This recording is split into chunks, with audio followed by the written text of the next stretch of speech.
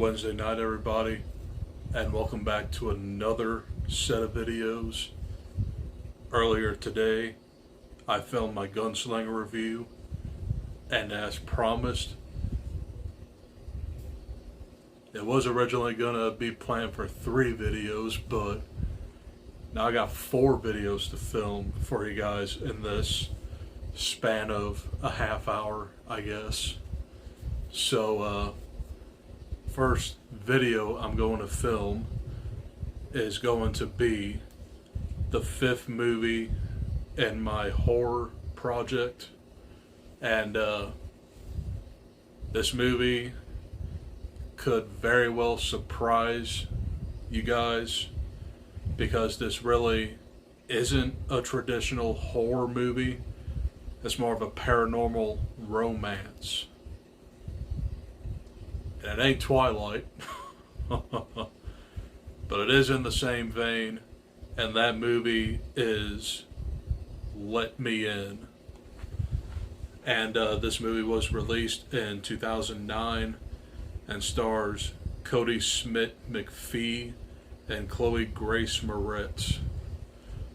And this movie is based off of the novel Let the Right One In by John Ajvide Lindqvist.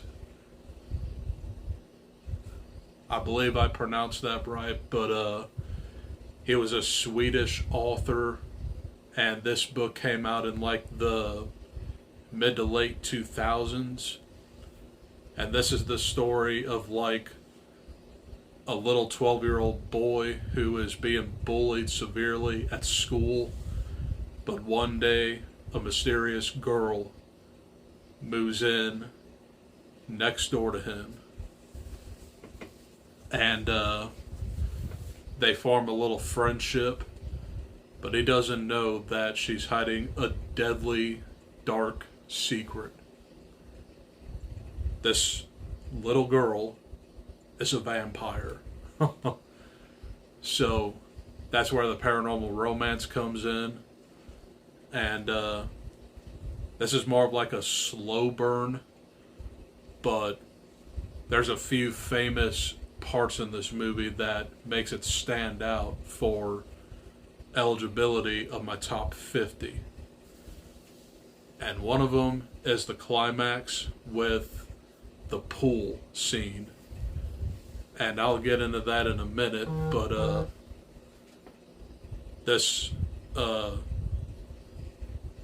the kid's name is Owen, and he's just like being bullied by these 3 punks that keep calling him like a little girl because he doesn't really participate in like sports and all that. And it's very apparent throughout the film that he doesn't really swim. And you definitely get that full circle near the end. But there's also the addition of Richard Jenkins in this movie, which is kind of like the guardian of Chloe Grace Moretz's character. I'll have to put it down here in the editing. But he was forced to like take blood from humans to keep her alive. So he's kind of like a serial killer in a way. But a major car accident happens, and he essentially, he doesn't really commit suicide, but he jumps out the window where he's already like severely burned, so I guess he did commit suicide. But there's really not much to talk about this movie. It's just a really slow burn character study in a way. But moving on to that pool scene, this pool scene like takes place within like 5 to 10 minutes left of the movie. The ending is a little bit abrupt, but the pool scene brings back the bullies towards Owen, and they force him to like hold his breath for like 3 minutes underwater. But then Chloe Grace Moretz comes in and saves the day, and gore fest galore. Even though you don't see anything, it's just very unsettling.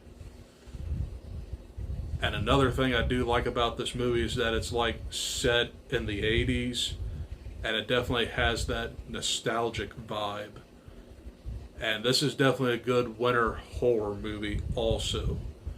So, Let Me In definitely packs a punch, and it definitely deserves a spot in my top 50. So overall, I would give Let Me In an A. And this is a second watch for me because I haven't seen this movie since theaters. So that's what I'm trying to do, is to like pick obscure ones that I either haven't seen or haven't seen in a long time to determine if they are in my horror project. And I've been like 5 for 5. Okay, so that's all I got for my thoughts on Let Me In. Hope you guys enjoyed. The next video I want to film here in a minute is my movie review for The Equalizer 3. And then I'm going to start my Saw series. And let me be clear, I will say the first Saw is definitely in my top 50, so I'll give that away. But yeah. Okay, that's all I got for this video. I'll see you guys in a minute for The Equalizer 3. Adios. Peace.